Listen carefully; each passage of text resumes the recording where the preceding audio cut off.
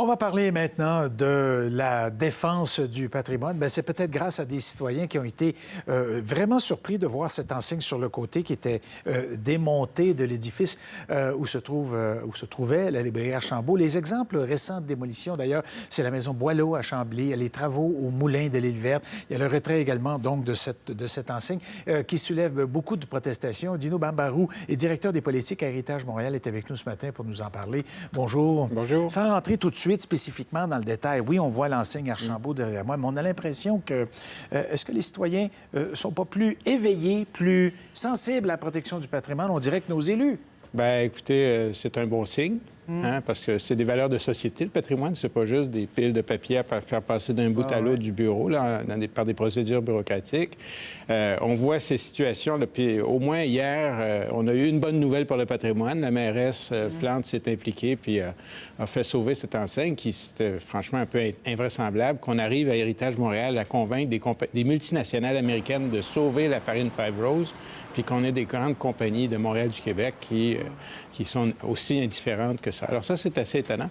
Mais l'intérêt des citoyens, souvent, se manifeste par des questions, des protestations, mais en quelque part, il faut trouver un moyen Vous savez, on est en 2018, là, on n'est pas dans les années 70, on devrait avoir des solutions aussi. Hein. Est-ce que c'est normal, ou est-ce que ça vous surprend, ou est-ce que c'est même légal que des compagnies décrochent des enseignes comme ceux-là, démolissent des maisons, et puis c'est fait avec l'approbation de fonctionnaires? La maison à Chambly, là, elle appartenait pas à des méchants spéculateurs, c'était à la ville de Chambly. Oui. Ils n'ont pas juste démoli la maison, ils ont envoyé la pépine pour excaver, pour qu'il n'y ait plus... Ils ont complètement exterminé le site, là.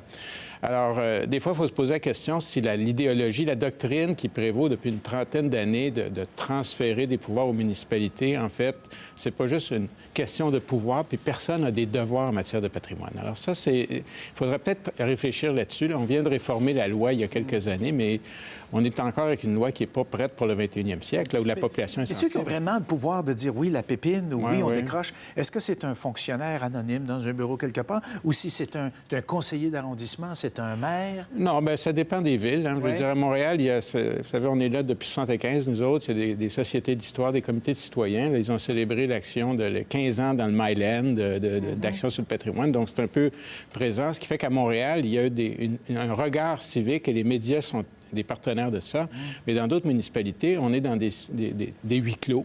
Alors, on ne sait pas trop qui est-ce qui décide, mais on connaît le résultat. Là. Peu importe la procédure, on a perdu du patrimoine. Puis le patrimoine, malgré ce qu'en pense l'administration de Chambly, c'est pas parce que tu le détruis, puis après ça, tu mets frine, tu le reproduis. Oui, bien, c'est ce que j'allais vous dire. Complètement ridicule. Raccrocher Archambault quelque part à un autre magasin. Rebâtir une réplique de cette maison. Est-ce qu'on rend justice à notre patrimoine? Est-ce que ça reste du patrimoine? Mais mettons qu'à Archambault, c'est un peu différent de la maison parce qu'il y a une question d'authenticité, vous savez. C'est l'intégrité, là, c'est pas juste la commission Charbonneau qui s'en occupe. Les gens en patrimoine s'intéressent à ces mêmes concepts depuis des générations. Puis vous voyez, on voit la peinte de lait ici, on voit qu'il y a des choses qui peuvent se faire. Et ce qu'on trouve un petit peu de valeur, c'est que trop souvent, on dit « Ah, c'est un geste politique ». Ou c'est un geste, il y a des problèmes économiques. Mais est-ce qu'on a mis ensemble la science avec la société? Vous savez, c'est des valeurs qui touchent à la fois la science et la société, mais les politiciens rentrent là-dedans, puis il y a certains politiciens qui pensent qu'ils ont la science infuse. Malheureusement, c'est pas le cas, puis ça fait beaucoup de dégâts.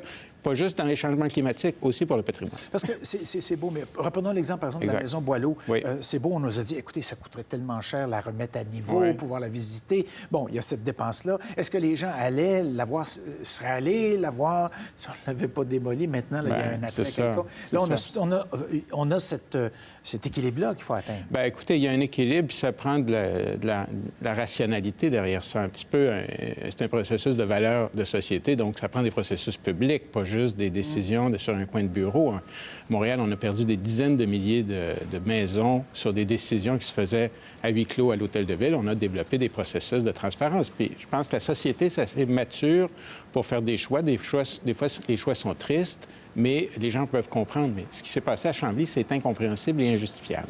Bon, écoutez, on verra ce qu'il en adviendra. Merci beaucoup. Avec plaisir. D'être venu nous voir ce matin. Merci, au revoir. Bonne semaine.